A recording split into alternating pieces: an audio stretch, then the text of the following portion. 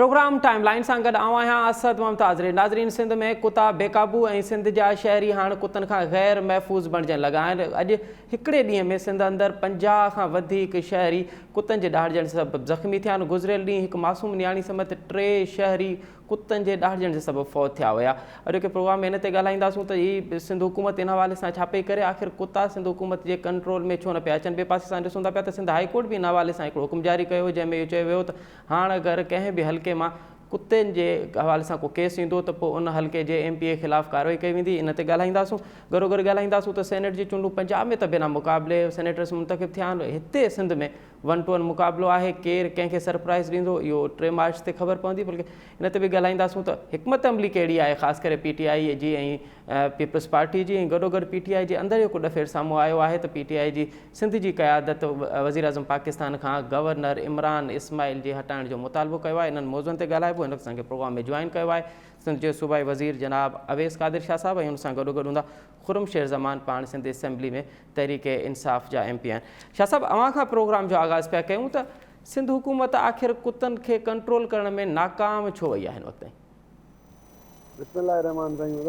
अवां पंहिंजे इंट्रो में जीअं ॻाल्हि कई त कोर्ट जो भी को ऑर्डर आहे त सभिनी खां अॻु में इन शइ जो इज़हार कयां त कोर्ट जे कंहिं भी ऑर्डर ते तबसरो न कयो वञे। बहितर आहे छो त कोर्ट में हिकु शइ रिमार्क्स आहिनि ऐं कुझु ऑनरेबल जज साहब रिमार्क्स इहे ॾिना आहिनि या न ॾिना आहिनि, इनजी तस्दीक थिए या ॾिना भी आहिनि त ऑनरेबल कोर्ट जा रिमार्क्स आहिनि। रही ॻाल्हि कुत्तनि जे चक जी, ॾिसो district administration, municipal corporation, town committees सभु एक्टिव आहिनि। मुख़्तलिफ़ एरिया आहे, वॾो एरिया आहे। कोशिशि इहा कई थी वञे त हर जाइ ते इन्हनि अहिड़े कंहिं भी क़िस्म जे वाक़े खां जेको आहे उहो पंहिंजे माण्हुनि खे, पंहिंजे ॿारनि खे बचाए सघूं। ठीकु आहे, वाक़िया हर जाइ ते थींदा आहिनि, वाक़ियो के हिकु अधु जाइ ते किथे सिंध में थियो, पर असांजा एक्चुअल इशू इहो आहे त तव्हां मीडिया जा दोस्त सॼे पाकिस्तान खे छॾे सिर्फ़ु सिंध खे फोकस करे वेठा। इहो मूंखे तव्हां सां थोरी नाराज़गी आहे।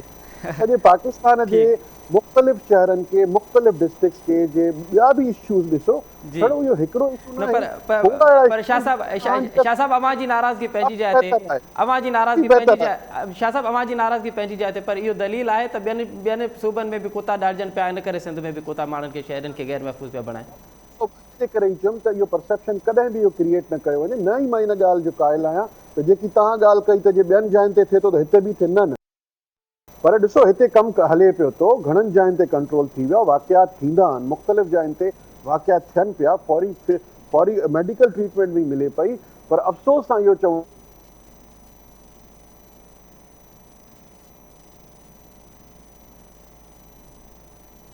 उन सिंध जे हिकिड़े वाक़े ते अफ़सोस सां चवणो आहे त खोड़ असांजा मीडिया जा दोस्त इनखे अहिड़े तरीक़े सां पेश था करनि ॼण सिंध में कुझु थिए ई नथो। यकीन ॼाणियो, टिनी सूबनि खां जे कंपेयर कंदव, खोड़ पैरामीटर्स सिंध में वधीक था वरिता वञनि जायुनि ते। खोड़ सिंध जा डिपार्टमेंट्स बहितर कमु था करनि। सिंध हुकूमत जी परफॉर्मेंस घणनि जायुनि खां बहितर आहे। हा, क्रिटिसिज़म जमहूरी हक़ आहे सभिनी जो। तव्हां असांजा अपोज़िशन जा दोस्त आहिनि, तव्हां मीडिया जा दोस्त भी असांजा महिरबानी आहियो। मुख़्तलिफ़ जायुनि ते असांखे पॉइंट आउट कंदा आहियो त किथे किथे हुकूमत जी नज़र न पहुची सघी आहे, त उते तव्हांजी महिरबानी हूंदी आहे त तव्हांजी नज़र जे ज़रिए, तव्हांजे पंहिंजे ज़ुबान जे ज़रिए तव्हां जेको ॻाल्हाइण जो मौक़ो ॾींदा हो तव्हांजे अवाम खे, त असां ताईं ॻाल्हि पुॼंदी आहे त हुकूमत बर वक़्तु उन ते पहुची करे कार्रवाई कंदी आहे। बिल्कुलु तव्हांजी ॻाल्हि ठीकु आहे त वाक़िया थियनि था। असांजी कोशिशि आहे डिस्ट्रिक्ट एडमिनिस्ट्रेशन पूरो कोऑपरेट करनि थियूं। कोर्ट में रिपोर्ट भी जमा कराई वई आहे। मुख़्तलिफ़ जायुनि ते ऑपरेशन्स भी इहे कया पिया वञनि। जेको टेक्निकल म्यूनिसिपल कॉर्पोरेशन जो तरीक़ो आहे, जंहिं तरीक़े सां इहा कुत्ता मार मुहिम हलाई वेंदी आहे या जहिड़ो उनखे ट्रैप कयो वेंदो आहे, पर छा आहे, वॾो सूबो आहे, मुख़्तलिफ़। जी पर शाह साहब, अवां मीडिया खे छॾियो, अवां अपोज़िशन खे छॾियो, अवां ॿुधायो त छा सिंध जा शहरी कुत्तनि खां महफ़ूज़ आहिनि? ॾिसो, इहा ॻाल्हि चइजे सिंध जा शहरी घणनि शयुनि खां महफ़ूज़ आहिनि। छड़ो तव्हां जिन हिकिड़े पॉइंट खे कुत्तनि खे वरितो आहे त बिल्कुलु इहो ग़लति वाक़िया आहिनि। मां हिनजी मज़म्मत भी कयां थो ऐं उन्हनि इख़्तियारनि खे भी इहो मैसेज असांजी तरफ़ां कन्वे थींदो आहे सिंध गवर्नमेंट जे तरफ़ां त फिल फॉर कोशिशि कई वञे त कंहिं जाइ ते अहिड़ो वाक़ियो ॿीहर पेश न अचे। ईअं न आहे त असां हिन शइ जो इंतज़ारु कयूं त ॿीहर वाक़ियो पेश थिए एक्शन ते, इहो कतई भी सिंध गवर्नमेंट जो मौक़िफ़ न आहे। बिल्कुलु सिंध गवर्नमेंट जा जेके रहवासी, सिंध में रहवासी जेके भी रहनि था जंहिं भी कुंड कुर्च में, उहे घणे हद ताईं मुख़्तलिफ़ मामलनि में पाकिस्तान में घणनि शयुनि खां महफ़ूज़ आहिनि। मुंहिंजा चवण ई घणा दोस्त सम्झी वेंदा जेके ॿियनि सूबनि में हालात आहिनि, हिते अल्हम्दुलिल्लाह हालात काफ़ी बहितर आहिनि। खोड़ हद ताईं बहितर आहिनि। ठीकु आहे, अफ़सोसनाक वाक़िया थियनि था, असां पंहिंजी कार्रवाई कयूं पिया ऐं बिल्कुलु इन ते कार्रवाई कंदा रहंदासीं। न पर शाह साहब, सिंध में ॾिसूं था पिया त चोरियूं वधी वियूं आहिनि, अगवा माण्हू थियनि था पिया। गुज़िरियल ॾींहुं बि 4 नौजवान अगवा थिया आहिनि। कीअं कंपेरिज़न कंदो त ॿियनि सूबनि जे हवाले सां सिंध जा शहरी केन वधीक महफ़ूज़? ॾिसो, कंपेरिज़न इहो आहे त जेसिताईं तव्हां इहो कंपेरिज़न न ॾेखारींदव तेसिताईं इहो शइ कोई नथो ॾिसी सघे। मां चवंदुसि तव्हां इहा ई ॻाल्हि कंदव परसेप्शन, छो त माशाल्लाह असांजा जेके ऑपोज़िशन वारा दोस्त आहिनि उन्हनि खे सवाइ क्रिटिसिज़म फॉर द सेक ऑफ क्रिटिसिज़म खां अलावा कुझु नथो अचे। क्रिटिसिज़म कंहिंजी भलाई लाइ कबो आहे, क्रिटिसिज़म लाइ न कबो आहे। अवां इहो चओ था 4 दोस्त जे असांजा कंहिं जाइ ते को अहिड़ो इंसिडेंट थियो आहे, अगवा थी विया आहिनि, त तव्हां खोड़ इहे जायूं बि ॾिसो जेके अॼु खां 5-10 साल अॻु में किथे नोगो एरियाज़ हूंदा। अॼु तव्हां कराची खां वठी पंजाब बॉर्डर ताईं राति जो ट्रेवल करे सघो था। तव्हांखे इहो भाव न हूंदो त कंहिं जाइ ते को अहिड़ो हादसो पेश ईंदो या किथे का अहिड़ी का फुरंत थींदी। खोड़ जेके बसिस में ट्रेवल कंदा उन्हनि खां पुछियो वञे त आख़िर उन बसिस सां अॻे 10-12 साल अॻु में असर छा हूंदो। अॼु अल्हम्दुलिल्लाह अमन अमान जी सिचुएशन काफ़ी हद ताईं बहितर आहे। क्राइम दुनिया के कंहिं बि मुल्क में ज़ीरो न थियो आहे। क्राइम कंट्रोल थींदो आहे। तव्हां दुनिया जे कंहिं बि मुल्क में मिसाल वठंदव, जदीद तरक़ी याफ़्ता मुल्क आहिनि, उन्हनि में बि क्राइम जो रेशो घणो आहे। सिंध गवर्नमेंट पंहिंजे माण्हुनि खे महफ़ूज़ रखण लाइ हर इक़दाम खयां आहिनि ऐं अॻिते बि खणंदी। ऐं रेस्ट एश्योर जेको परसेप्शन सिंध गवर्नमेंट जो ॾिनो पियो वञे त डिस्ट्रिक्ट गवर्नमेंट कमु नथियूं करनि, पुलिस ऑफिशियल्स कमु नथा करनि, कंपेरिज़न तव्हांजे साम्हूं आहे, तव्हां करे सघो था। माज़ी में 10 साल अॻु में 15 साल अॻु में छा हो ऐं अॼु छा आहे। चलो शाह साहब, इहो ई मालूम कयूं था पिया PTI जे MP खुरमशेर ज़मान खां। खुरमशेर ज़मान साहब, ये जो शाह साहब कह रहे हैं कि अगर आप कंपैरिजन करेंगे तो कुत्ते के काटने के केसेस बाकी सूबों में ज़्यादा होंगे और बाकी हवाले से भी आप देखें कि सिंध के शहरी बाकी सूबों से ज़्यादा महफूज हैं, क्या कहेंगे आप? जी जनाब, ये वही शाह साहब हैं जो पिछले 13 साल से 13 बसेस भी नहीं ला सके हैं ट्रांसपोर्ट की मिनिस्ट्री में। जनाब आला, बात क्या हुई? बात ये हुई कि खुरमशेर ज़मान ने आज ऐवान के अंदर ये बोला कि सूबे सिंध के अंदर जो है वो कुत्तों की काटने की केसेस बहुत ज्यादा हो रहे हैं। कल का वाकया जामशोरों की बच्ची ईमान 2.5 साल की कुत्ते के काटने से मर गई। 3 दिन पहले लाड़काना के अंदर एक बच्ची की आंख कुत्ते ने निकाल दी। कुत्ते ने आंख निकाल दी उसकी। इस साल सिर्फ लाड़काना के अंदर 1200 केसेस हैं कुत्ते के काटने के। क्या गुनाह कर दिया मैंने ये बात करके? जो मुझे मुकेश चावला ने गाली गलौज शुरू कर दी, बताएं मुझे क्या गलत बात बोली? मैंने तो सिर्फ यही बोला ना कि कुत्ते बच्चियों को काट रहे हैं, आंखें निकाल रहे हैं। देखिए जनाब, ये हमारी जिम्मेदारी है। आप अपने दिलों को बड़ा करें, आप अपना हौसला संभाल के रखें। हम तो अपोजिशन के अंदर हैं, हमारे ऊपर तो आप झूठे केसेस कर रहे हैं, FIR काट रहे हैं, हमें मार रहे पीट रहे हैं, हमें असेंबली में गालियां दे रहे हैं। ये क्या मोहतरमा बेनजीर भुट्टो साहिबा की पार्टी है ये? इसलिए तो मैं कहता हूँ कि ये जरदारी लीग के अंदर तब्दील हो गई है। ये जुल्फिकार अली भुट्टो साहब की पार्टी नहीं है ये। उस दौर के अंदर ये सब कुछ नहीं होता था। ये हमारा हक है कि जहां पर आपकी गलती होगी हम उसे हाईलाइट करेंगे, हम आपको बताएंगे। उसके बदले में आप हमें मारने पीटने के लिए आ जाए, बाहर पुलिस वालों से पिटवाएं, असेंबली के अंदर खुद मारने के लिए आ जाए। देखिए हम तो निहत्ते हैं, हम तो आवाज उठाएंगे अपनी। खुरम साहब, शाह साहब कह रहे हैं कि बाकी सूबों से तो बेहतर है। सर जी, अगर बाकी सूबों तो बात करने में KP में या पंजाब में कोई गलत चीज हो रही है तो क्या इसका मतलब है कि सिंध के अंदर भी वो चीज गलत हो? देखिए मुझे तो सिंध के लोगों ने वोट दिया, मैं सिंध की नुमाइंदगी कर रहा हूँ। अगर आपको KP की कोई चीज बुरी कहनी है, आप बताएं, उसको ठीक होना चाहिए। अगर पंजाब में कोई चीज गलत हो रही है तो उसका मतलब ये नहीं है कि मैं सिंध लोगों को है ना मुझसे 2023 में बोलेंगे कि क्यों खामोश रहे। ये तो देखिए हमारा मजहब भी कहता है अगर कहीं जुल्म हो रहा हो तो आप से ना रोक सको तो कम से कम मुंह से तो बोलो। अब आप मुझे बताएं ना कि हमारा कसूर क्या है? क्या हम आवाज उठा रहे हैं कि सूबे का जो चीफ मिनिस्टर है उसके ऊपर आज केस चल रहा है फेक जो है पेंशनर्स के अकाउंट में अरबों रुपए पैसे जमा कराने का, तो उसके ऊपर हम खामोश हो जाए? हमको आप जेलों में बंद कर रहे हैं, हमें जेल में आप पिटवा रहे हैं लोगों से। कोई कमाल है, कोई हद होती है किसी चीज? नहीं, ये तो फिर आपने कुछ और भी सवाल उठा दिए। इनको बात करने दें, इनकी दिल की भड़ास तो निकले। मैं बताता हूँ कि उन्होंने असेंबली में क्या शायाने शान अल्फाज बोले थे और ये क्या बोलना। जी शाह साहब वो तो माइक पर नजर आ रहे हैं, वो आवाज सुनने में आ रही है, वो सुने चीज छोड़िए। जी शाह साहब, खुरम बात सुने यार। मैंने समझा था कि ये सुधर गए होंगे, पिछले 5 साल रहे एक पार्लियामेंटेरियन, तो इन्होंने कुछ सीखा होगा। इन्होंने कुछ समझा होगा, पॉलिटिकल नॉर्म्स इनमें आ गए होंगे। 5 साल इन्होंने पार्लियामेंट में गुजारे, आज ये इतना बड़ा झूठ बोल रहे हैं कि इन्होंने कुत्तों पे बात की। देखें, आपने बहुत सख्त सख्त अल्फाज यूज किए इसी पार्लियामेंट में, इसी हाउस में। हम खामोश रहे, हम चुप रहे। यही जुल्फकार अली भुट्टो साहब की, शहीद जुल्फकार अली भुट्टो साहब की पार्टी है, यही मोहतरमा शहीद की पार्टी है, उन्हीं के जियाले हैं जो बर्दाश्त करते हैं। हम वो बेवकूफ सिलेक्टेड नहीं है जो नवीद कमर जैसे सीनियर आदमी को, 2 आदमी आपके नौसिखिए जो यहां से गए, जिनको पता नहीं कैसे, रात को पता भी नहीं था एमएनए है, सुबह वो एमएनए बन गए और वो जाके उनसे हाथापाई करते हैं नेशनल असेंबली में। क्या इसे पॉलिटिकल नॉर्म्स कहते हैं आप? क्या ये पॉलिटिक्स है आप लोगों की? आप बात करें इशू की। आपको आज क्यों उधर जज्बाती हो गए हमारे एमपीएस? अगर आप पीपल्स पार्टी की लीडरशिप के खिलाफ, आप पीपल्स पार्टी के जियालों के खिलाफ गलत बोलेंगे, आप गलत कोई बात करेंगे, तो जाहिर सी बात है जियाला तो जज्बाती होगा। ये तो जी आज ये ओपन हुआ है कि आप अगर किसी को ये बोलेंगे कि ये हुकूमत, जो आपने अल्फाज यूज किए, देखिए मेरी तरबियत इस तरह की नहीं है कि ये अल्फाज किसी पे यूज करूं। और केसेस की बात करते हैं सीएम साहब पे, अरे मजा तो तब आएगा जब आपका ये जो सिलेक्टेड वजीर आजम उतरेगा और फिर चीनी से काम शुरू होगा, मालम जब्बा, डीजल, पेट्रोल, मेडिसिन, और फिर जब केसेस सामने आएंगे मजा तो उस वक्त आएगा। ठीक है शाह साहब, इहो ॾिसंदासीं जॾहिं थींदो, पर के हिक ॿिए जो एतिराम करणु घुरिजे। पार्लियामेंट में जॾहिं तव्हां वञो था त प्यार पार्लियामेंट के नाम सां इन जे करे उर्दू में ॻाल्हायमि त ही समझी सघे।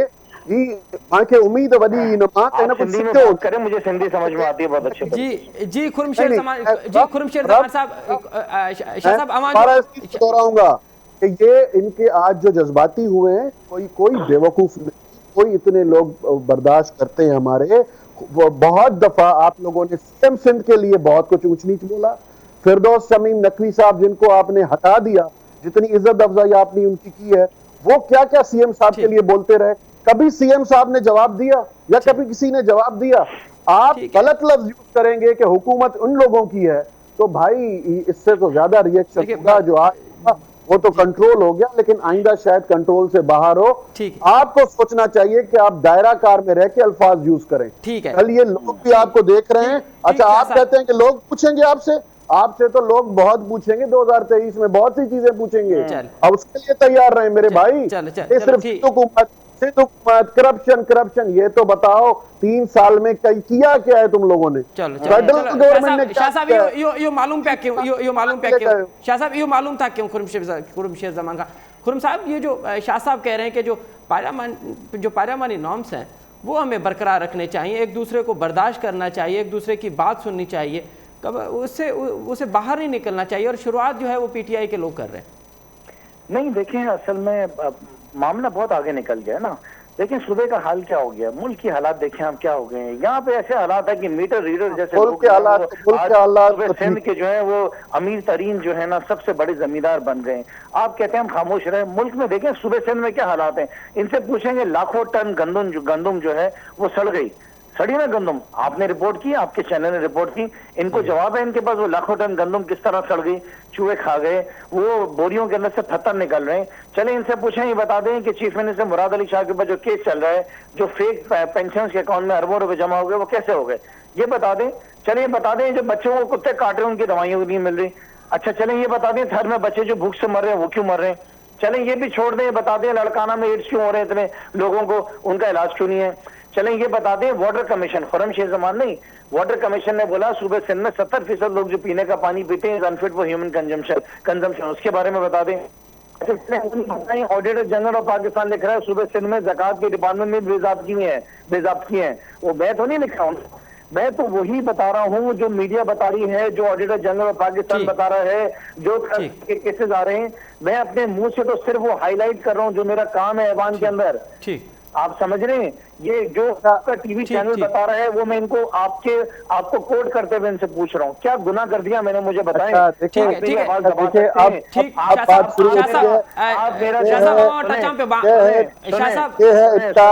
अब इसका अंदाजा लगा लें कि ये है इनका तरीकेकार, ये है पॉलिटिकल नॉर्म।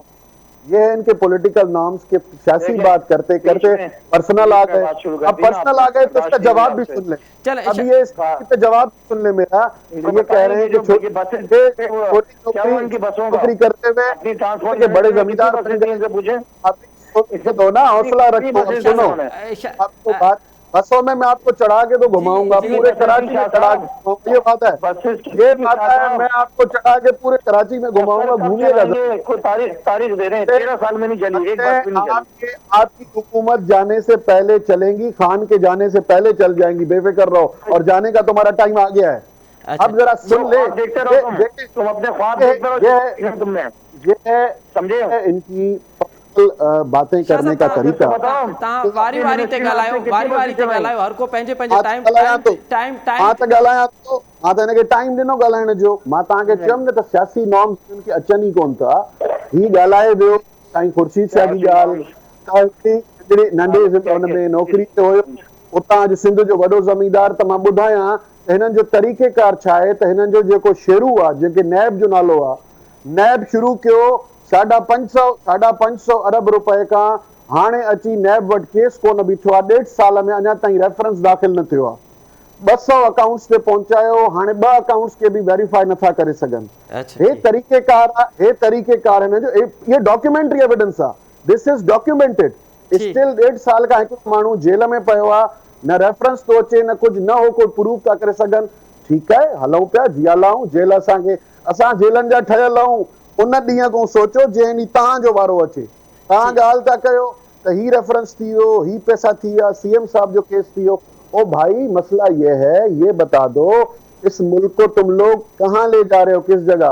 एटीएम्स तुमने अपने भर दिए, सारे एटीएम्स को खिला पिला के फिर कभी लंदन भेज देते हो, फिर 6-8 महीने जब वो पैसों की पार्किंग हो जाती है, वहां से वो वापस आ जाता है। शाह साहब, एक दफ़ो ॿीहर असां पंहिंजे मौज़ू ते अचूं था पिया। असां बड़ो कौन है, दिया उसको टिकट, क्यों लड़ रहे हो आपस में? वो कहाँ गया बलोचिस्तान वाला जिसपे आपको आर्ग्यू हो रहा था सब पूरी पीटीआई को? ठीक है, इल्जाम लगाना बहुत अच्छा है। यहाँ पे आपको अंदाजा है ना कोरोना में क्या काम हुआ, कौन से सूबे में आपके हुआ है? लोग देख रहे हैं, सुन भी रहे हैं, समझ भी रहे हैं। जी जी जी, शाह साहब वो जो मौक़िफ़ अची हो, शाह साहब अमा पंहिंजी तफसीली ॻाल्हि रखी। अच्छा, खुर्मशद ज़मान साहब, ये आपकी पार्टी में क्या हो रहा है कि आपकी पार्टी की जो सिंध की क़यादत है, उन्होंने एक अलग सा, एक तो नाराज़ ग्रुप ने एक मुतालबा किया वज़ीर आज़म से कि आप जो है गवर्नर सिंध को हटाएं। वो गवर्नर सिंध जो है ना सिर्फ पार्टी के लिए बल्कि सिंध के हवाले से जो भी वो कर रहा है वो बेहतर नहीं है। क्या हो रहा है आपकी पार्टी के अंदर ही? जनाब, जमहूरी पार्टी है, लोग आवाज उठाते हैं, अपनी डिमांड करते हैं, उससे कोई फर्क नहीं पड़ता है। हमारी पार्टी का जाती मामला है। आप सिर्फ एक बात करें जी, जहां पर अवाम का पैसा खाया गया, जहां पे करप्शन हुई, उसको हाईलाइट करें। पार्टी के अंदरूनी मामला से अवाम के पैसे से, बिल्कुल सही कह रहे हैं, बिल्कुल सही कह रहे हैं, के पैसों से कोई ताल्लुक नहीं है। लेकिन खुर्मशद ज़मान साहब, आप नहीं समझते कि सेनेट की टिकट अगर 35 करोड़ में दी जाए तो ये अवामी मुफाद में होगा? देखें, जो लगा रहा है वो शख्स खुद ख्वाहिशमंद है, खुद ख्वाहिशमंद था कि वो सेनेटर की टिकट मिल जाए। आप साबित करें कि 35 करोड़ का अगर उन्होंने खर्च किए हैं तो कहां से करें? बोल देना तो बहुत आसान है क्या नहीं? तो मेरा मशवरा सहाफियों को, जहां पे अवाम को नुकसान हो रहा हो, जहां पे अवाम का पैसा लूटा जा रहा हो, उन चीजों पे जर्नलिस्ट जो है वो ज्यादा ध्यान दें। लेकिन ये तो आप सही कह रहे हैं, ये तो आप सही कह रहे हैं कि पब्लिक जो मुफाद आते हैं वो तो आपके हमारे सबके तरजीह है। लेकिन ये भी तो पब्लिक मुफाद में है ना कि आप 35 करोड़ में एक सेनेट की टिकट ऐसे बंदे को दे दें जिसका कोई सियासी बैकग्राउंड ना हो, और वो बंदा क्या सूबे की क्या नुमाइंदगी करेगा? जनाब, ये तो वो कह रहे हैं, उनके कहने से क्या होता है? क्या सैफुल अब्रो ने हाँ कर दी उनकी बात को? उन्होंने तो उनके ऊपर केस दर्ज कर दिया है। नहीं, यही तो खुर्मशद ज़मान साहब हम आपसे समझना चाहते हैं ना कि आपकी पार्टी की अगर सीनियर क़यादत इस तरह के इल्ज़ाम लगाएगी तो आप नहीं समझते कि फिर ये मामला जो है ये फिर पार्टी तक नहीं महदूद रहेगा, या पब्लिक का हो जाएगा? जनाब, मैंने अभी आपसे अर्ज करा ना कि जो पब्लिक इश्यूज हैं, जहाँ पे पब्लिक इंटरेस्ट हो, उसके बारे में जरूर बात की जाए। किसी भी पार्टी के इंटरनल इश्यूज में बात करने से हासिल तो कुछ नहीं होगा, इसमें आवाम को क्या फायदा होगा? तो ये बात कर रहे हैं कि सिंध के लोगों के जो मसाइल हैं उनके पर सिंध के लोगों के मसाइल पे तो हम प्रोग्राम कर रहे हैं ना, ये पूरा प्रोग्राम उस पे हो रहा है। लेकिन आप नहीं समझते कि ये सियासी पार्टियां भी दर हकीकत अवामी पार्टियां हैं, ये कोई कॉर्पोरेटेड पार्टियां तो नहीं है ना? सही कह रहे हैं आप, ठीक कह रहे हैं, बिल्कुल सही बात ये है। कोई कॉर्पोरेटेड पार्टी तो नहीं है कि शेयर्स हैं आप शेयर्स बेच दें, ये तो अवामी मुफादात की पार्टी है, इनको अवाम में काम करना है। बिल्कुल ठीक फरमाया आपने। अच्छा अच्छा, एक और बात कि पीपल्स पार्टी का ये दावा है कि हम 3 मार्च को जो है वो सरप्राइज़ देंगे, आप उस सरप्राइज़ के लिए तैयार हैं सेनेट के इंतखाबात के लिए? मेरे ख्याल से काबिलियत थोड़ी ये रखते हैं, क्योंकि माल इनके पास बहुत है। अच्छा। और शायद ये भी काबिलियत है कि दूसरे के लोग अब अरबों रुपए नहीं खरबों रुपए हैं। शाह साहब खुद माशाल्लाह अरबपति हैं। अब इनके पास इतना पैसा है कि ये तो बाजार में निकलते हैं और बोलियां लगा। लेकिन मैं आपको बता सकता हूँ, हर इंसान देखिए अपना खुद का जवाब दे। मेरा ईमान बहुत ज्यादा मजबूत है, मैं अल्लाह की जात के ऊपर भरोसा रखता हूँ और मेरा यकीन जो है वो कलमे के ऊपर है। मैं इंशाल्लाह ताला अपने बारे में जरूर कह सकता हूँ कि मुझे खरीद नहीं सकते ये। बाकी देखें बाजार में जाएंगे क्या है, किसके साथ क्या सौदेबाजी होती है, लेकिन इंशाल्लाह अल्लाह ताला हमारी इज्जत को बरकरार रखेगा। और सेनेट वाले जो 3 तारीख के इलेक्शन होंगे उसमें हम उतनी ही सीट्स लेंगे जितना हमारा हक बनता है, जितना हमारा हिस्सा है। किसी के हिस्से पे इंशाल्लाह ताला हमारा तो कोई एक्स्ट्रा उम्मीदवार भी नहीं, इन्होंने तो एक्स्ट्रा उम्मीदवार भी खड़े किए हैं। सो सबसे पहले तो ऐसी पता चल जाता है ना कि अगला आदमी कैंडिडेट कितने खड़ा कर रहा है। कितनी सीटें निकाल पाएंगे आप सेनेट की? हमारी तो जितनी 5 इंच निकालेंगे, हमारी ज्यादा ख्वाहिश नहीं है, इनकी ख्वाहिश जरूर है। उसकी कोशिशों में लगे। मैं सुना है वो चीनी की साइज की जो बोरियां होती हैं उसके अंदर 5000 के नोटों की घड़ियां लेके घूम रही हैं। अच्छा। और गाड़ियां कोशिशें हो रही हैं। लेकिन बाकी मेरे ख्याल से मैं सिर्फ इतना कहूंगा कि जो शख्स अपने वोट को बेचेगा अल्लाह ताला इस दुनिया में भी उसका मुंह काला करे और आखिरत में भी मुंह काला करे। सिर्फ बेचने वाले का नहीं, जिसने खरीदा उसका भी मुंह काला करे। ठीक है। अच्छा शाह साहब, कहिड़ो सरप्राइज़ ॾींदो अवां? हू त चवनि पिया त हिननि वटि माल वधीक आहे, ख़रीद कंदा, अवां वटि कहिड़ो सरप्राइज़ हूंदो? दादा ॻाल्हि इहा आहे, मां हिन जे करे चयुसि त हिन जे ॻाल्हाइण मां तव्हां सम्झी सघो था त हिन जी पॉलिटिकल तरबियत कहिड़ी थियल आहे। ही लफ़्ज़ जेके यूज़ कया पिया वञनि, छा इहे नेशनल टीवी ते कंहिं चैनल ते यूज़ करण जहिड़ा आहिनि? मां बि ॻाल्हाए सघां थो, मूंखे बि घणा ज़बान आहे, मां बि स्टूडेंट पॉलिटिक्स कई आहे, मां यूनिवर्सिटीज़ कॉलेजिस मां सियासत करे हिते पहुतो आहियां अची। ही जेको माण्हू चए थो पर ग़लती सां हिन जा लफ़्ज़ हिन जो साथ नथा ॾियनि। ही चए थो त खंड जी बोरियुनि में पैसा खणी था घुमनि। हाणे खंड जी बोरियुनि में पैसा केरु खणी सघे थो? सॼे पाकिस्तान खे ख़बर आहे। शुगर किंग केरु आहे जंहिं हिन खंड जी कॉन्स्पिरेसी करे अरबे रुपया कमाया? हिकिड़ी ॻाल्हि खुरम शेर ज़मानी में शाह साहब मुख़्तसरन ॿुधायो तव्हां सरप्राइज़ कहिड़ो ॾिनो? मां मुख़्तसरन थो चवां त सॼे प्रोग्राम में हिकिड़ी ॻाल्हि सही कई त पब्लिक अमाउंट जेको आहे, पब्लिक मनी जिते बि आहे उनजी इन्वेस्टिगेशन थियणु घुरिजे। BRT स्कैंडल जो इन्वेस्टिगेशन थियणु घुरिजे, शुगर क्राइसिस जो, मेडिसिन क्राइसिस जो, फॉरेन फंडिंग केस जो, हिननि जा पंहिंजा माण्हू हिननि जे मथां गवाही ॾेई बीठा आहिनि। रही ॻाल्हि सेनेट जी, इंशाअल्लाह सियासी हिकिड़ो तरीक़ेकार आहे, हिकिड़ो आइनी तरीक़ेकार आहे। असां कॾहिं नथा चऊं त ओपन वोट कयो। छो ओपन वोट जो शक आहे पंहिंजे हिननि जे माण्हुनि ते? ही पंहिंजी ज़िमेदारी खणे थो, पंहिंजी पार्टी लाइ कुझु न चई। केॾी बेइतबारी आहे पंहिंजे माण्हुनि ते, पंहिंजी पार्टी लाइ नथो ॻाल्हाए सघे, उहो अवाम लाइ छा ॻाल्हाईंदो? असां इहो हिकिड़ो जमहूरी प्रोसेस आहे। इंशाअल्लाह जेतिरी असांजी कोशिशि हूंदी त असांजा जेके नंबर्स आहिनि, असांजो वोट घुरणु हक़ आहे, हर को वोट घुरी सघे थो। आईनी ऐं जमहूरी वोट घुरण सभिनी खे इजाज़त आहे। इंशाअल्लाह बोल के खरीदारी करेंगे, बताएं इंशाअल्लाह और पैसा लगाएंगे। इंशाअल्लाह तो ना बोले ना, कम से कम इंशाअल्लाह ना बोले।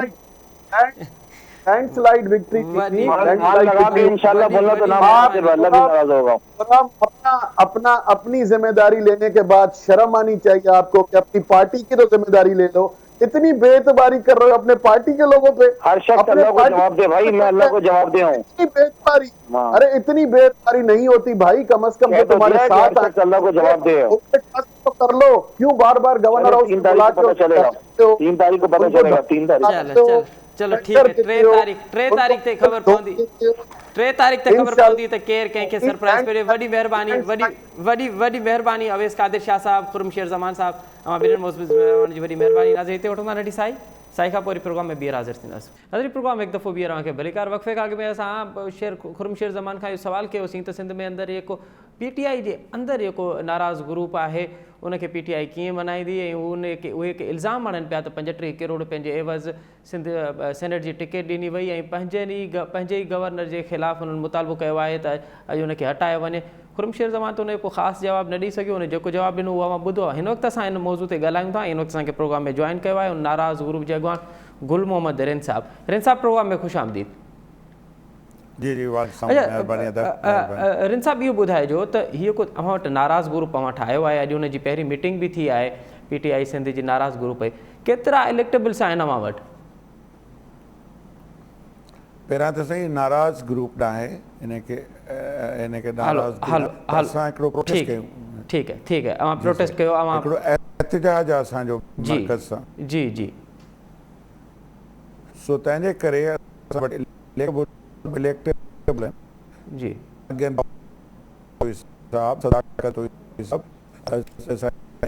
साहब इहे सभु इलेक्टेड माण्हू आहे पंहिंजे दौर में, पर तव्हांखे ख़बर आहे पोइ इलेक्शन में जंहिं नमूने सां हारायो वियो ऐं जंहिं नमूने सां अंदरूनी सिंध जी हालत थी, सो तंहिंजे करे असां त सभु इलेक्टेड ई पाण खे सम्झूं था।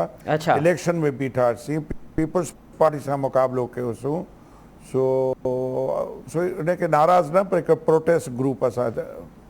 हिन वक़्तु भला असेंबलियुनि जा केतिरा मेंबर अव्हां सां गॾु आहिनि, अव्हां इहो ॿुधायो? या अव्हां सां राब्ते में आहिनि भला? हा अच्छा बिल्कुलु, तव्हांजो इहो सुठो सुवालु आहे। असेंबली जा अक्सर मेंबर जेके आहिनि कराची मां आहिनि ऐं उन्हनि सां असां हीअं राब्तो न कयो आहे, छो जो असां अंदरूनी सिंध ऐं कराची जे वर्कर्स जी जेका दाह खणी विया आहियूं, MP MLA जी ॻाल्हि कान्हे, असां उहे पुराणा वर्कर जेके 10, 15, 20 साल सां पार्टी में आहिनि कयूं, बाक़ी ज़रूरु असां सां MP काफ़ी राब्ते में। रिन साहब तव्हांजी पार्टी जे अॻवाननि सां जॾहिं ॻाल्हि ॿोल कई पई वञे त तव्हां खां अॻु में खुर्मशेर ज़मान हो असांजे प्रोग्राम में, उहो त इहो पियो चवे त छाकाणि त लियाकत जोतोई साहब पाण ख़्वाहिशमंद हुयो त उनखे सेनेट जी टिकट ॾिनी वञे, उनखे सेनेट जी टिकट न ॾिनी वई, उनजे करे हीअ सभु कुझु थिए पियो। बिल्कुलु इल्ज़ाम आहे, न लियाकत साहब कैंडिडेट हो, न मां कैंडिडेट आहियां, न को ॿियो कैंडिडेट आहे। असां चऊं था त जेका पार्लियामेंट पार्टी जोड़ी वई सेनेट जे टिकेटुनि लाइ, उन में घणा सिंध जा माण्हू खयूं, कहिड़ो अंदरूनी सिंध या शहर कराची मां जेको असांजे पूरे सिंध मां गवर्नर हुई ऑफिशियली नॉन पॉलिटिकल पर्सन, उहो मेंबर हो। KPK मां 3 मेंबर खयूं, 7 मेंबर पंजाब मां खयूं, बलोचिस्तान त वीचारो हुई कंहिं लेखे में बि कोन्हे, ऐं सिंध मां हिकिड़ो मेंबर खयूं गवर्नर। असांजो प्रोटेस्ट इहो बि आहे त पार्लियामेंट बोर्ड में तव्हां KPK मां 3 आहे त असांखे 3 खणो आहे, त थी सघे थो असां हुन पार्लियामेंट बोर्ड में ॿुधायूं आहे हक़ीक़त त सैफुल्लाह जी हक़ीक़त छा आहे, वाडा छो बींग MLA वरी सेनेट में छो थो अचे। सो तंहिंजे करे लियाकत जोतोई साहब न कैंडिडेट हो ऐं न ई हुन पंहिंजी ज़ाती केस को लड़ियो आहे। ठीकु आहे। अच्छा भला इहो ॿुधाइजो त अव्हां सां वज़ीर आज़म सां बि अव्हांजो राब्तो थियो हो उन विच में, त वज़ीर आज़म अव्हांखे कहिड़ी यकीन दहानी कराई, कहिड़ो यकीन ॾियारियो अव्हांखे? देखो साईं, असांजा हिन वक़्त ताईं 3 मीटिंग्स थी चुकियूं आहिनि, जेका असां हिन जो नालो ई रखियो आहे रहबर कमेटी। रहबर कमेटी अॻिते हली पूरे सिंध खे यूनाइटेड कंदी, पूरे सिंध जे नाराज़ वर्करनि खे गॾु कंदी, ऐं उन्हनि सभु उहिदेदार जिन सां नाइंसाफ़ी थी आहे, ही रहबर कमेटी हाणे सिंध लेवल ते कमु कंदी। जहाँ तक प्राइम असांजी पहिरीं मीटिंग मुंहिंजे घर थी, उन खां पोइ लियाकत जोतोई साहब जे घर मीटिंग थी हैदराबाद, जंहिंमें असां प्राइम मिनिस्टर खे लेटर लिखियो, पर ऑन ओथ असां चयो त हीअ असां डिस्क्लोज न कंदासीं, मीडिया खे न ॾींदासीं। जेका अॼु असां मीडिया खे उहो लेटर रिलीज़ कयो आहे, जेका तव्हां वटि काफ़ी ज़रूरु पहुती हूंदी, उन में असांजा डिमांड्स क्लियर आहिनि।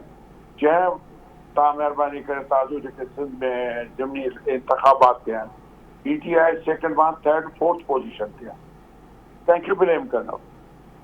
ब्लेम त असां गवर्नर खे कंदासीं न, जंहिंजी टिकट ॾियण जो तरीक़ो ई ग़लति आहे। हाणे तव्हां सांगड़ जे माण्हू खे खणी अची कराची मां बीहारियो था, इहा बि हिकिड़ी वॾी कहाणी आहे, वरी चवंदासीं त इहो जाम थो लॻे। सो इंशाल्लाह प्राइम मिनिस्टर ॿुधंदो, प्राइम मिनिस्टर वटि लेटर पहुतो आहे, पर सेनेट जे इलेक्शन जे करे तव्हां ठीकु। अच्छा गुलबुद्दीन साहब, हाणे अगरि वज़ीर आज़म साहब अव्हांजा मुतालबा पूरा नथो करे ऐं गवर्नर खे अव्हां हटाइण जो मुतालबो कयो आहे, उहो नथो थिए, त पोइ अव्हांजा केतिरा MPAs आहिनि जेके सेनेट जे चूंडुनि में पंहिंजे ई सेनेटर खे पंहिंजी पार्टी जे नामज़द कंदे उमेदवार खे वोट न ॾींदा? ॾिसो साईं, असांजी जेको असांजी 2nd लाइन अमली हुई, उनखे असां सेनेट जो इलेक्शन करे ई रोकियो त जीअं असांजे इलेक्शन में पार्टी खे नुक़सानु न थिए, न त उहो असां डिस्क्लोज करे था सघियासीं। असां चयो न, भले पार्टी जा माण्हू जॾहिं केतिरा मेंबर आहिनि रिन साहब जेके अबड़ो साहब खे वोट न ॾींदा? PTI जे अंदरि सिंध में केतिरा मेंबर आहिनि? मां त तव्हांजे प्रोग्राम में हींअर शहज़मा खे ॿुधो पिए, शहज़मा ख़ुदि थो चए मां पाण खां सवाइ कंहिंजी गारंटी न ॾींदुसि। तव्हांखे मां लतीफ़ो ॿुधायां, असां सेनेट में बिहारनि ते चयो महफूज़ होसानी साहब खे जी, असां गवर्नर साहब वटि वियासीं त असांखे 2 MPA जे सेकेंडरी प्रोपोज़ल गवर्नर असांखे जवाबु थो ॾिए त मां त पाण GDA खां 3 मेंबर वरिता आहिनि। अच्छा, हाणे हिन में त अंदाज़ो लॻो त पर गवर्नर खे विया पक न आहे त हुनजा जेके मेंबर आहिनि अंदाज़न अव्हांजा केतिरा MP हूंदा जेके सैफुल आबड़ो खे वोट न ॾींदा? असांजा न आहिनि। तव्हां सां मतिलबु तव्हांजे ग्रुप सां हुनजी हमाहंगी? मां तव्हांखे अर्ज़ु कयां सही, असां सां हुजण वारा पार्टी सां हुजनि। कैंडिडेट जे ख़िलाफ़ काफ़ी माण्हू वोट ॾींदा हुआ। मां तव्हांखे ब्रेकिंग न्यूज़, कैंडिडेट जे ख़िलाफ़ काफ़ी वोट ॾींदा। MNA बि तव्हां सां राब्ते में आहिनि जेके हफ़ीज़ शेख खे वोट न ॾियनि, यूसुफ रज़ा गिलानी खे वोट ॾींदा? ओतिरी असां अॻियां ट्राई न कई आहे फ्रेंकली तव्हांखे ॿुधायां, बट असांजे मर्कज़ी जेको मिनिस्टर साहब आहिनि उन्हनि असां सां राब्ता कया आहिनि। उन्हनि असांखे हमेशह हाणे बि चयो त तव्हां सेनेट ताईं असांखे टाइम ॾियो, ठीकु आहे, इंशाअल्लाह तव्हांखे ॿुधो वेंदो। जी। अच्छा रिन साहब, हाणे इहो ॿुधाइजो तव्हां सां हिन वक़्तु ताईं कंहिं ॿी पार्टी जी क़यादत राब्तो कयो आहे? छाकाणि तव्हांजूं ॻाल्हियूं खुली साम्हूं आयूं आहिनि, यकीनन तव्हां सां चाहींदियूं हूंदियूं त उहे तव्हांजे ग्रुप खे पाण सां शामिलु कनि। साईं, इन्हनि पार्टियुनि जे ख़िलाफ़ त असां PTI में आयासीं। अच्छा, जेकर असांखे इन्हनि पार्टियुनि में वञिणो पियो त उन वक़्तु असांखे ऑप्शन बि हुया ऐं असांखे ऑफर्स हुयूं। असां सिंध जे में जंहिं नमूने सां पीपल्स पार्टी 13-14 सालनि खां हुकूमत कई आहे, असां इहो बग़ावत करे सिंध जे हक़ में वञी PTI जो सहारो वरितो ऐं वञी जॉइन कयो त शायदि सिंध लाइ असां कुझु करे सघूं ऐं सिंध जी जेका आवाज़ आहे उनखे मर्कज़ ताईं सही नमूने विढ़ी सघूं। जेसिताईं शमूलियत जो मां तव्हांखे ॿुधायां त असांजी रहबर कमेटी जो ओथ ते पहिरियों फ़ैसिलो हुयो आहे त PTI खां सवाइ कंहिं पार्टी में न वञिबो। अच्छा, पार्टी में विढ़बो, पार्टी में छेड़ो कंदासीं, पार्टी में। पर अगरि तव्हांजी पार्टी तव्हांखे तव्हांजा मुतालबा ई न मञे, तव्हांखे मुसलसल नज़रअंदाज़ कंदी रहे, सिंध जे हवाले सां जेके पॉलिसियूं थियनि उन में अव्हां खां मशवरो न कयो वञे, सेनेट वारे मामले ते बि अव्हांखे बाईपास कयो वञे, त पोइ अव्हां वटि ॿियो को ऑप्शन हूंदो या पोइ बि अव्हां PTI में ई वेहंदा? ऑप्शन ज़रूरु हूंदा। तव्हां असां वटि ज़रूरु इहो ऑप्शन हूंदो त असां सभु पंहिंजे उहिदनि तां इस्तीफ़ाऊं ॾींदासीं, PTI में एज़ वर्कर थी कमु कंदासीं। जीअं आम वर्कर कमु कंदा आहिनि, उहिदा जेके बि जेके असां वटि अॼु बि जेके रहबर कमेटी में आहिनि, इनमें काफ़ी उहिदा आहिनि ऐं असां इनशाअल्लाह इन खां पोइ हिकु सिंध लेवल जी कन्वेंशन कॉल कंदासीं सिंध में। जेके नाराज़ आहिनि या इग्नोर वर्कर आहिनि, ॾिसो मां तव्हांखे। अच्छा, इहो ॿुधाइजो गुलमोहन साहब, इहो ॿुधाइजो त लियाकत जोतोई साहब खे त पार्टी जी क़यादत उन्हनि नोटिस कढियो हो, छा लियाकत जोतोई उन पार्टी जी क़यादत खे नोटिस जवाबु ॾींदो या पोइ हू सम्झे थो त उन नोटिस जी का अहमियत कोन्हे? बिल्कुलु न ॾींदो, छो जो उन लीगल पोजीशन हुनजी न आहे। कराची में वेठल हिकिड़ो रीजनल डिसिप्लिनरी कमेटी जो जनरल सेक्रेटरी नोटिस थो कढे, तंहिंजे करे लियाकत साहब हुनजे अंडर अचे ई नथो। लियाकत साहब खे जेकॾहिं का एक्सप्लेनेशन कॉल हूंदी त उहो सेक्रेटरी जनरल आमिर कियानी साहब करे थो सघे। ही त लीगली ग़लति। अच्छा रिन साहब, इहो अव्हां बार बार कराची जो ज़िक्र पिया कयो ऐं अव्हां ख़ासि करे अव्हां ऐं लियाकत जोतोई साहब इहो इल्ज़ाम पिया मञनि त गवर्नर हाउस में हिकिड़ो ख़ासि टोलो वेठो आहे जेको पार्टी जे ख़िलाफ़ बि साज़िशूं पियो करे, सिंध जे ख़िलाफ़ बि साज़िशूं पियो करे। उहो टोलो केरु, उन टोले खे हेड केरु पियो करे? साईं, तव्हां लेटर पढ़ो, असांजो लेटर जेको प्राइम मिनिस्टर। अव्हां हाणे प्रोग्राम वेठा आहियो, ॿुधायो नाज़रीन खे, उहो ॿुधण अचे। ॿुधायां थो साईं, मां बिल्कुलु ॿुधाईंदुसि पार्टी जे हक़ में। असां हुन में लिखियो आहे त गवर्नर साहब, हलीम शेख साहब ऐं अली जोनेजो साहब, इहे टई उते बि फ़ैसिला। अली जोनेजो जेको एडवाइज़र आहे, इहे इलेक्टेड माण्हू बि न आहिनि। ॾिसो, उहे बि उते जेके पार्टी जा फ़ैसिला था कनि उहे असांजे लेटर में साफ़ लिखियल आहे। अच्छा, अव्हांजो सभ खां वॾो इल्ज़ाम रिन साहब इहो 35 करोड़नि जो, त इहे 35 करोड़ कंहिंखे मिलिया? इहे हिते सिंध में ई विरिहाया विया या कंहिं ॿिए खे बि मिलिया? साईं ॾिसो न, 35 करोड़ लियाकत साहब असांजी कमेटी खां अॻु में लियाकत साहब इहो बयानु ॾिनो, अॼु बि इन ते डिस्कस कयो। लियाकत साहब चयो जॾहिं मूंखे पार्टी क़यादत घुरायो प्राइम मिनिस्टर साहब, त उनखे मां ॿुधाईंदुसि 35 करोड़नि जी ॻाल्हि ऐं अगरि कोर्ट मूंखे छॾियो त उते बि मां ॿुधाईंदुसि। अवां ॿुधायो, अवां असांजे प्रोग्राम में वेठा आहियो, नाज़रीन ॿुधण चाहिनि था पिया, एॾो संगीन इल्ज़ाम आहे, ख़बर न आहे। छा इहे पैसा सिर्फ़ु सिंध में हुया या मर्कज़ में बि विया? किबला साईं, इहा मूंखे इन जी ख़बर न आहे, मां ग़लति बयानी न कंदुसि। ऐं अॼु असां लियाकत साहब अर्ज़ु कयो। वॾी महिरबानी गुल मोहम्मद रिन साहब असांखे वक़्तु ॾियण जी। नाज़रीन, अवां PTI जे बकौल उन्हनि जे त असांजो एहतजाज कंदड़ ग्रुप आहे, एहतजाज कंदड़ ग्रुप जे अॻवान गुल मोहम्मद रिंद जूं ॻाल्हियूं ॿुधियूं। उन्हनि अॼु मुतालबो कयो आहे वज़ीर आज़म पाकिस्तान खां त सिंध जे गवर्नर इमरान इस्माइल खे हटायो वञे, छाकाणि त इमरान इस्माइल न सिर्फ़ु पार्टी लाइ बल्कि सिंध जे ख़िलाफ़ बि साज़िशूं पियो करे, ऐं इन्हनि हालतुनि में उहो कंहिं बि सूरत में क़ाबिल क़बूल न हूंदो। हिते प्रोग्राम जो वक़्तु पंहिंजी पुॼाणी ते पहुचे थो। असद मुमताज़ खे ॾींदा इजाज़त। अलावाई।